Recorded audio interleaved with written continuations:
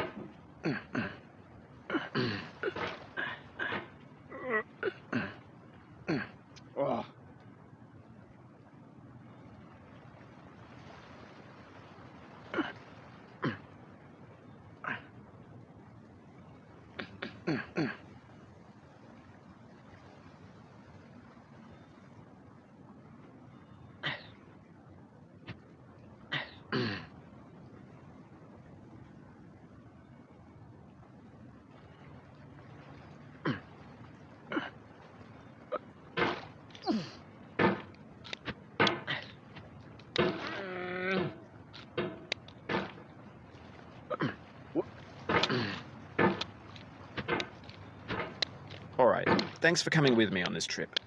I'll understand if you have to take a break at any point. Just find a safe place to stop and quit the game.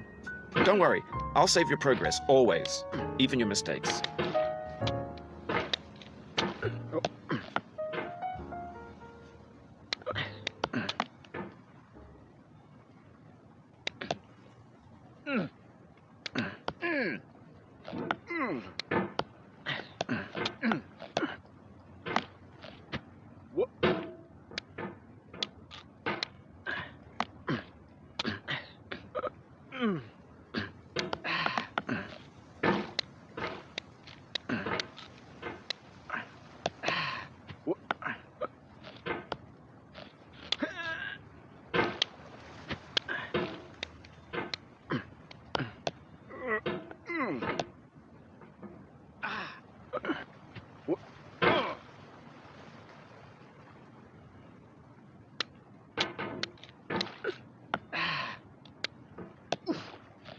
This game is a homage to a free game that came out in 2002 titled Sexy Hiking.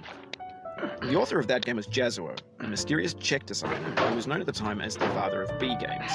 And B games are rough assemblages of found objects. Designers slap them together very quickly and freely, and they're often too rough and unfriendly to gain much of a following. They're built more for the joy of building them than as polished products. In a certain way, Sexy Hiking is the perfect embodiment of a B game. It's built almost entirely out of found and recycled parts, and it's one of the most unusual and unfriendly games of its time. In it, your task is simply to drag yourself up a mountain with a hammer.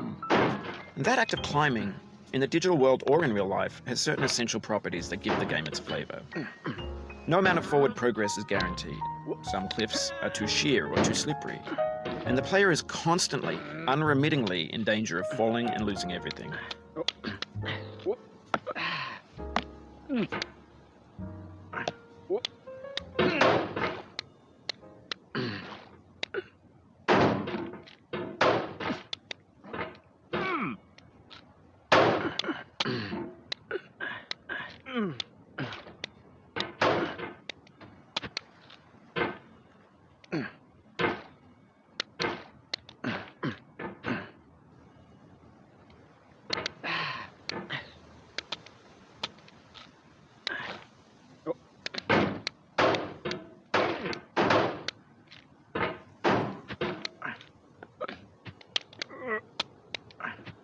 Anyway, when you start sexy hiking, you're standing next to this dead tree that blocks the way to the entire rest of the game.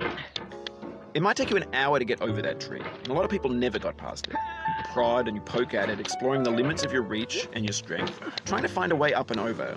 And there's a sense of truth in that lack of compromise. Most obstacles in video game worlds are fake. You can be completely confident in your ability to get through them once you have the correct method or the correct equipment or just by spending enough time. In that sense, every pixelated obstacle in sexy hiking is real.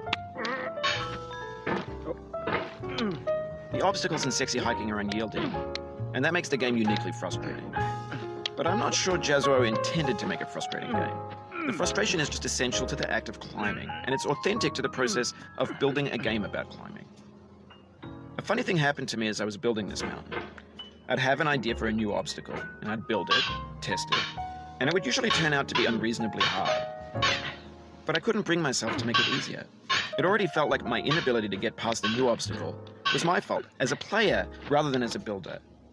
Imaginary mountains build themselves from our efforts to climb them, and it's our repeated attempts to reach the summit that turns those mountains into something real.